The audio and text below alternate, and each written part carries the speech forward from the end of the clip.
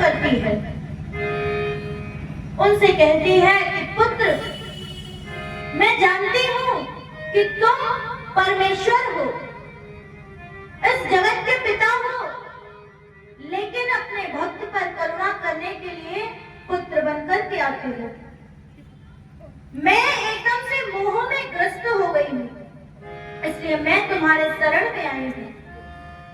तम त्वागताहं शरणं शरण्यं स्वभृत्य संसार तरो कुठारम् जिज्ञासयाहं प्रकृते पुरुषस्य नमामि सद्धर्म वेदां वरिष्ठम्।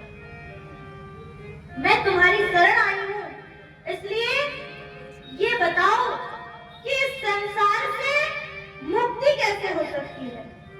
आसन देकर के बिठाया और प्रश्न करने लगी।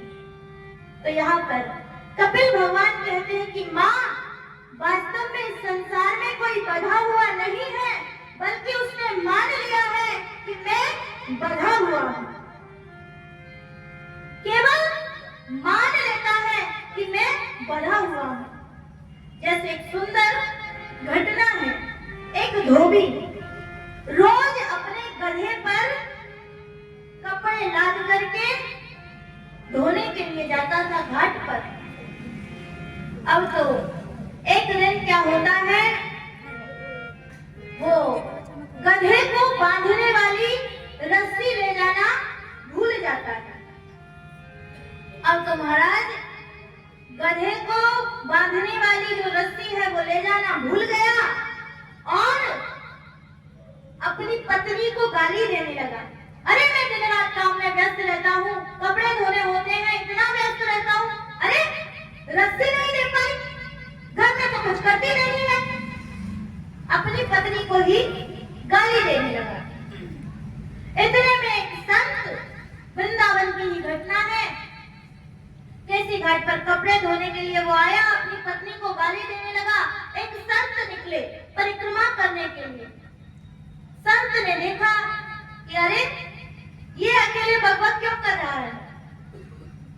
पास गए, पूछा, अरे भाई क्या हुआ। वो कहने लगा, महाराज देखो मैं रस्सी लाना भूल गया और एक तो मेरी पत्नी घर में कुछ काम नहीं करती, रस्सी भी नहीं दे पाई। महात्मा जी बोले, रस्सी क्यों चाहिए।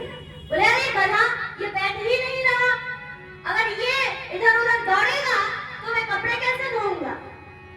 महात्मा जी बोले, अरे गधे को बांधने के लिए भी क्या रस्सी चाहिए होती है। बोले, महाराज बिना रस्सी की कैसे बंध जाएगा गधा। बोले, गधा है इसलिए ही बंध जाएगा, क्योंकि वो गधा ही कैसा जो बंध ना जाए, क्योंकि जो गधे होते हैं ना वो ऐसे ही होते हैं। गलत धारणा जिसके मन में है वही गधा है।